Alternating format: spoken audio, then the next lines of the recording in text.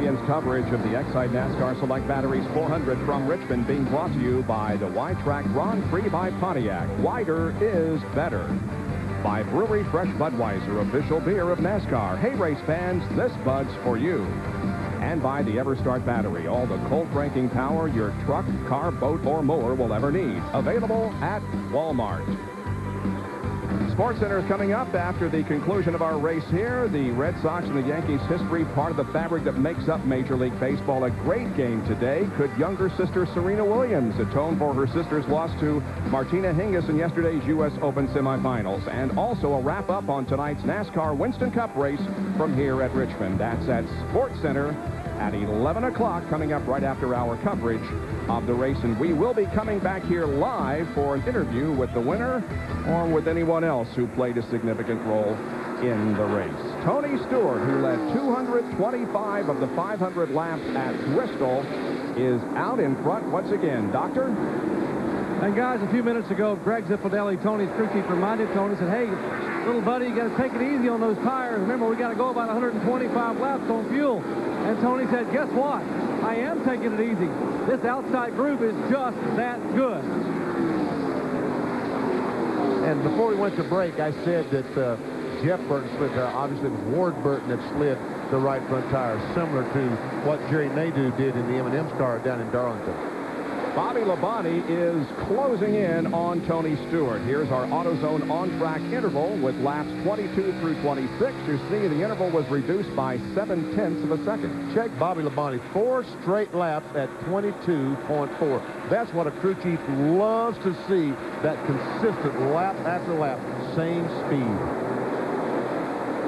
Back in the field a little bit. Here's Dale Earnhardt Jr. running with Dale Jarrett and Jeremy Mayfield. And they are running back in 13th, 14th, and 15th.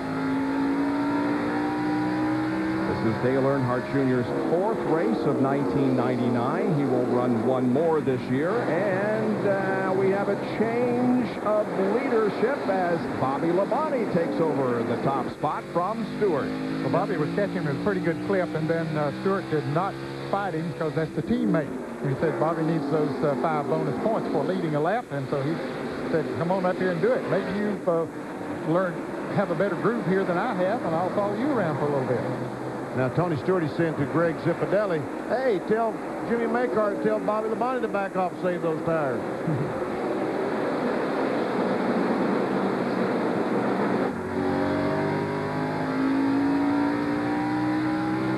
For a taste of the race, here's our State Fair Corn Dogs telemetry with Dale Earnhardt Jr. You see, he goes down to just over 90 miles per hour, and he comes down the front stretch. He'll go up to about 149 miles per hour. And there he's off the brakes as he comes off turn 2. And down the backstretch, he'll not be quite as fast or turn as many RPMs. And you can see he used all the brakes that he has trying to get this car slowed down, and Bobby Labonte got those 5 bonus points. So Tony Stewart goes back in front. I think he actually slowed down so Bobby could catch up to him and get those 5 bonus points, which is good. That's what teammates are for. Labonte led 3 laps. Skinner earlier led 3, but other than that, it's been all Tony Stewart. One car slowing on the backstretch looks like Robert Presley. Maybe having a problem heading into the pit area. Kenny Wallace and Steve Park run 6th and 7th. Here's a Napa Field summary for you with, first of all, the Manufacturers Championship battle, which Ford leads right now. Jeff Burton, the best of the Ford contingent. You see Kenny Wallace there in 6th spot, as he tries to hold off the Chevrolet challenge of Steve Park. And Park takes the spot. So move him up to 6th. Wallace goes back to 7th. Oh, 98 has hit the wall. Rick Mast. Well, he's treating Woody Woodpecker really bad. See the damage to the right side of his car. This is Rick Mast's 300th NASCAR Winston Cup start. And bear in mind, he is the only driver now in 1999 who does not have a DNF. You can see that right front tire is flat, and whether that was why he hit the wall or as a result of him hitting the wall. That's too bad. Well, he finds his pit box here on the main straightaway, and the crew now begins to go to work on the Team Woody Ford Taurus.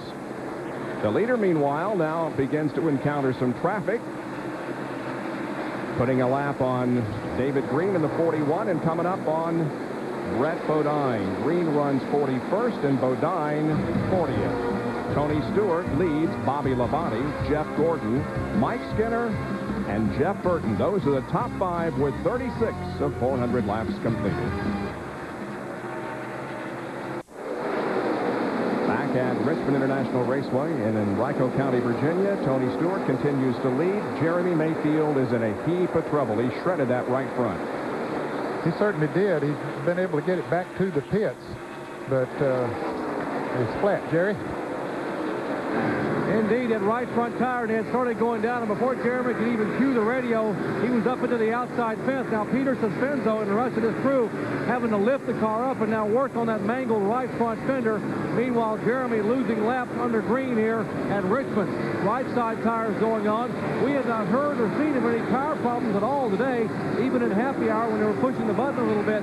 Now, while he's here, they'll go ahead and change left side tires. And Jeremy will lose at least 2 laps and maybe 3 or more as the left side tires are still going on. Phil Weber? Okay, Rick Mast has been on and off of pit road. He blew a right front tire before he hit the wall. The toe's knocked out about 3 or 4 inches. They're going to try and work with that. He came back in to string it. There's already early concern here on pit road that this is a very similar problem to what we saw here in May. Remember how well Dale Jarrett ran in that race? He had no problems with his tires. He had a smooth handling car. A lot of guys were cooking their tires when the handle went away. Already speculation that could be the problem. That might have happened to the 98. Drivers have been warned by crew chiefs already on the radio. Watch your tires. And we have another car that has gone behind the wall. That's Robert Presley in the 77 car. He, too, is back behind the wall getting repairs. Bobby Labonte continues to thread his way through traffic, passing Todd Bodine at the bottom of the racetrack. Bobby Labonte is second. Right behind him is Jeff Gordon. Then comes Mike Skinner, but they have Wally Dallenbach between them. Some very good race cars have gone a lap down here in less than 50 laps. 31 cars on the lead lap. There goes Jarrett, Rusty, Elliott, Jimmy Spencer. They're running back in about 15th, 16th, 17th. And back down to Jerry Punch. Let me show you what's left of the right front tire here that came off of Jeremy Mayfield's car. It's hard to see, but you don't see any blistering on what's left of the tread. This part of the sidewall is still intact here. And at least 12 to 14 crew chiefs have come down to look at this tire. They stopped off at Rick Mast's pit and determined his right front tire was cut. And they've also determined this tire must have been cut. They don't see any blistering, no separation of the sidewall. They're hoping it was a cut tire, and that is all.